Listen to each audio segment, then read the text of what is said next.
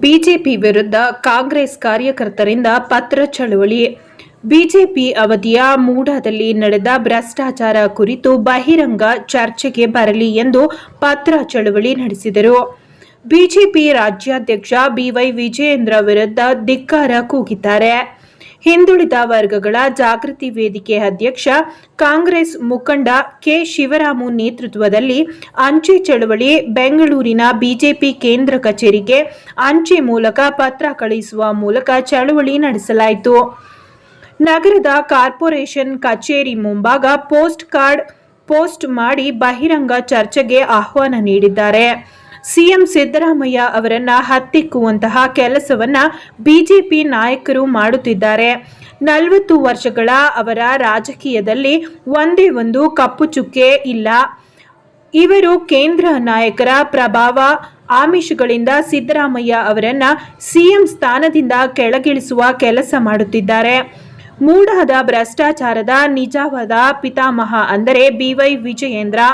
ಅವರ ತಂದೆ ಸಿಎಂ ಆಗಿದ್ದಾಗ ಮೂಡಾದಲ್ಲಿ ಬ್ರಹ್ಮಾಂಡ ಭ್ರಷ್ಟಾಚಾರ ನಡೆದಿದೆ. ಅದರ ಬಗ್ಗೆ ತನಿಖೆ ಆಗಲಿ, ನಾವು ಬಹಿರಂಗ ಸವಾಲು ಹಾಕುತ್ತಿದ್ದೇವೆ ಎಂದರು. ಬಿಜೆಪಿ ನಾಯಕರ ವಿರುದ್ಧ ಧಿಕ್ಕಾರ ಕೂಗಿ ಆಕ್ರೋಶ ಹೊರಹಾಕಿದ ಕಾಂಗ್ರೆಸ್ ಮುಖಂಡರು ಹಾಗೂ ಅಹಿಂದ ಚಳವಳಿಯ ನಾಯಕರುಗಳು. ವಿಜಯೇಂದ್ರನಿಗೆ ಭ್ರಷ್ಟ ವಿಜಯೇಂದ್ರನಿಗೆ ಚಕ್ಕಿನಲ್ಲಿ ಲಂಚ ಪಡೆದ ಭ್ರಷ್ಟ ವಿಜಯೇಂದ್ರನಿಗೆ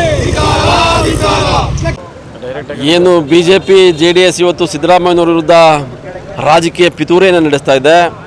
ಅವ್ರನ್ನ ಮುಖ್ಯಮಂತ್ರಿ ಹುದ್ದೆಯಿಂದ ಇಳಿಸ್ಬೇಕು ಅಂತೇಳಿ ಆ ಮೂಡ ಪ್ರಕರಣವನ್ನು ತಗೊಂಡು ಅವ್ರನ್ನ ತೇಜೋವಧೆ ಮಾಡುವಂಥದ್ದು ಕೊಡಬಾರದ ಕಿರುಕುಳವನ್ನು ಇವತ್ತು ಸಿದ್ದರಾಮಯ್ಯರು ಕೊಡ್ತಾ ಇದ್ದಾರೆ. ಸೊ ಆ ಕಾರಣಕ್ಕಾಗಿ ಇವತ್ತು ನಾವು ಪತ್ರವಾಳ ಚಳವಳಿಯನ್ನು ಮಾಡ್ತಾ ಇರುವಂಥದ್ದು. 2021ರಲ್ಲಿ ಯಡಿಯೂರಪ್ಪ ಮುಖ್ಯಮಂತ್ರಿ ಆಗಿದ್ದಂಥ ಸಂದರ್ಭದಲ್ಲಿ ಮೂಡದಲ್ಲಿ ಏನೆಲ್ಲ ಬ್ರಹ್ಮಾಂಡ ಭ್ರಷ್ಟಾಚಾರ ಆಗಿದೆ ಅಂತೇಳಿ ಚರ್ಚೆ ಆಗಬೇಕು, ತನಿಖೆ ಆಗಬೇಕು ಅಂತ. ಆಗ ವಿಜಯೇಂದ್ರ ಅವರು ಶಿಷ್ಯ ನಟೇಶ್ ಅಂತೇಳಿ ಮೂಡ ಕಮಿಷನರ್ ಆಗಿದ್ದರು. ವಿಜೇಂದ್ರನ್ ಪಾಟಾಲಮು ಮೂಡಾದಲ್ಲಿ 2000 ಕೋಟಿ ಹಗರಣವನ್ನು 2021-22ರಲ್ಲಿ ಮಾಡಿರುವಂಥದ್ದು. ಸೊ ಆ ಕಾರಣಕ್ಕಾಗಿ ನಾವು ಇವತ್ತು ಏನು ಸಿದ್ದರಾಮಯ್ಯನವ್ರ ವಿರುದ್ಧ ನೀವು ಭ್ರಷ್ಟಾಚಾರದ ಆರೋಪ ಮಾಡ್ತಾ ಇದ್ದೀರಿ, ಅವರ ರಾಜೀನಾಮೆ ಕೇಳ್ತಾ ಇದ್ದೀರಿ, ಯಾವ ನೈತಿಕತೆ ಇದೆ ಬಿಜೆಪಿಯ ರಾಜ್ಯಾಧ್ಯಕ್ಷರಿಗೆ ಸಿದ್ದರಾಮಯ್ಯನವರ ರಾಜೀನಾಮೆ ಕೇಳಲಿಕ್ಕೆ ಅಂತೇಳಿ ಪ್ರಶ್ನೆ ಮಾಡ್ತಾ ಇರುವಂಥದ್ದು. ಇಡೀ ದೇಶದಲ್ಲಿ ಚೆಕ್ಕಲ್ಲಿ ಲಂಚ ತಗೊಂಡು ಅಪ್ಪನ್ನ ಜೈಲಿಗೆ ಕಳಿಸ್ತಂಥವ್ರು ವಿಜಯೇಂದ್ರ. ಮುಖ್ಯಮಂತ್ರಿ ಆಗಿದ್ದಂಥ ಸಂದರ್ಭದಲ್ಲಿ ಯಡಿಯೂರಪ್ಪನವರು ಜೈಲಿಗೆ ಹೋಗಿದ್ರು. ಇತಿಹಾಸದಲ್ಲಿ ಯಾರೂ ಹೋಗಿಲ್ಲ ಹಾಲಿ ಮುಖ್ಯಮಂತ್ರಿಗಳು. ಅಂಥ ಹಿನ್ನೆಲೆ ಬಿಜೆಪಿ ವಿಜಯೇಂದ್ರಂಗಿದೆ.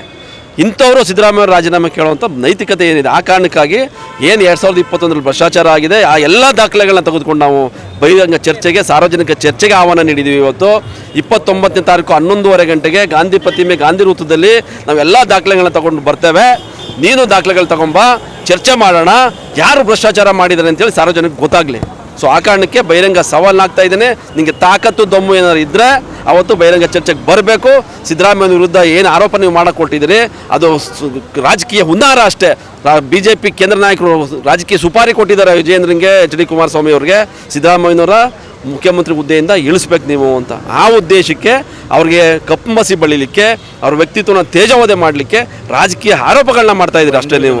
ಸೊ ಆ ಕಾರಣಕ್ಕಾಗಿ ಒಬ್ಬ ಶೋಷಿತ ಸಮುದಾಯಗಳ ಮಹಾನ್ ದೊಡ್ಡ ನಾಯಕರು ಸಿದ್ದರಾಮಯ್ಯನವರು. ಅವರಿಂದ ಇಡೀ ಅಹಿಂದ ಸಮುದಾಯಗಳು ನಿಂತಿದೆ. ಅವ್ರನ್ನ ಮುಟ್ಟಿದ್ರೆ ಸುಟ್ಟು ಹೋಗ್ತೀರ ನೀವು. ಕರ್ನಾಟಕ ರಾಜ್ಯದಲ್ಲಿ ದಂಗೆ ಆಗ್ತದೆ, ಹುಷಾರ್. ಪ್ರತಾಪ್ ಸಿಂಹ ಅಂತವ್ರಿಗೆ ಆಲ್ರೆಡಿ ನಾವು ಪ್ರತಾಪ್ ಸಿಂಹ ಬಗ್ಗೆ ಮಾತಾಡೋದೇ ವೇಸ್ಟ್ ಅನಿಸ್ತದೆ ನನಗೆ. ಯಾಕೆಂದರೆ ಈಗ ಆಲೇ ಬಿಜೆಪಿ ನಾಯಕರು ಪ್ರತಾಪ್ ಸಿಂಹನ್ನ ಕಸದ ಬುಟ್ಟಿಗೆ ಹಾಕ್ಬಿಟ್ಟವ್ರೆ.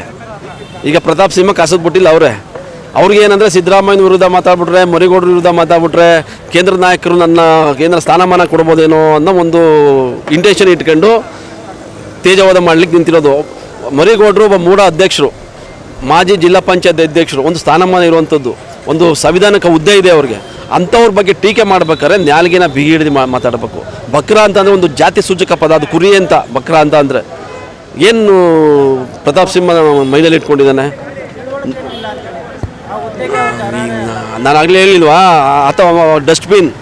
ಪ್ರತಾಪ್ ಸಿಂಹ ನೇರವಾಗಿ ಹೇಳ್ಬೇಕಂದ್ರೆ ರಾಜಕೀಯವಾಗಿ ಮೂಲೆ ಗುಂಪಾಗಿರುವಂಥ ಸಂದರ್ಭದಲ್ಲಿ ಹಿಂಗೆಲ್ಲ ಟೀಕೆಗಳು ಮಾಡಿಬಿಟ್ರೆ ನಾನು ದೊಡ್ಡ ಮನುಷ್ಯ ಆಗ್ಬಿಡ್ತೀನಿ, ಕೇಂದ್ರ ನಾಯಕರು ನನಗೇನೋ ಸ್ಥಾನಮಾನ ಕೊಡ್ತಾರೆ ಅನ್ನೋ ಭ್ರಮೆ ಇರಬೇಕೇನೋ ಅಷ್ಟೇ. ಆದರೆ ಹಂಗೆಲ್ಲ ಆಗಲ್ಲ. ಯಾಕೆಂದರೆ ಒಂದು ಸಮುದಾಯದ ಪದವನ್ನು ಬಳಸಿ ತೇಜೋವಧೆ ಮಾಡುವಂಥದ್ದು ನಿಜಕ್ಕೂ ಅಕ್ಷಮ್ಯ. ಕ್ಷಮೆ ಕೇಳಬೇಕು ಪ್ರತಾಪ್ ಸಿಂಹ. ಯಾಕೆಂದರೆ ಪ್ರತಾಪ್ ಸಿಂಹನ ಆಸ್ತಿಗಳ ಬಗ್ಗೆ ತನಿಖೆ ಆಗಬೇಕು. ನಾವು ಹೇಳ್ತೀವಿ ತನಿಖೆ ಏನು ಮಾಡಬೇಕು, ಎಲ್ಲೆಲ್ಲಿದೆ ಆಸ್ತಿಗಳು ಅಂತ. ಸರ್ಕಾರ ಈ ಕೂಡಲೇ ಈಗ ನೀವು MP ಆಗಿ ಮುಂಚೆ ಎಷ್ಟು ಆಸ್ತಿ ಇತ್ತು, MP ಆದಮೇಲೆ ಏನೆಲ್ಲ ಆಸ್ತಿ ಮಾಡಿದ್ಯಾ, ಮೂಡೋದು ಸೈಟ್ನ ಹೆಂಗೆ ಪಡ್ಕೊಂಡೆ ನಿಮ್ಮ ಹೆಂಡತಿಯವ್ರ ಹೆಸರಿಗೆ, ಅವೆಲ್ಲ ಗೊತ್ತಿದೆ. ನಾವು ಅವೆಲ್ಲ ಮಾತಾಡೋಕೆ ಹೋದರೆ ಬೇರೆ ಬೇರೆ ಆಗ್ತದೆ. ಹಂಗಾಗಿ ಒಬ್ಬ ವ್ಯಕ್ತಿ ಬಗ್ಗೆ ಟೀಕೆ ಮಾಡ್ಬೇಕಾದ್ರೆ ಅದು ಎಲ್ಲೇ ಮೀರಬಾರ್ದು. ಒಬ್ಬ ಮಾಜಿ ಸಂಸದಂಗೆ ಗೌರವ ತರುವಂಥ ಘಟನೆ ಎಲ್ಲ ಅದು. ನಿನ್ನ ಘನತೆಗೆ ನೀನೇ ಚ್ಯುತಿ ತಂದ್ಕೊಂಡಂಗೆ.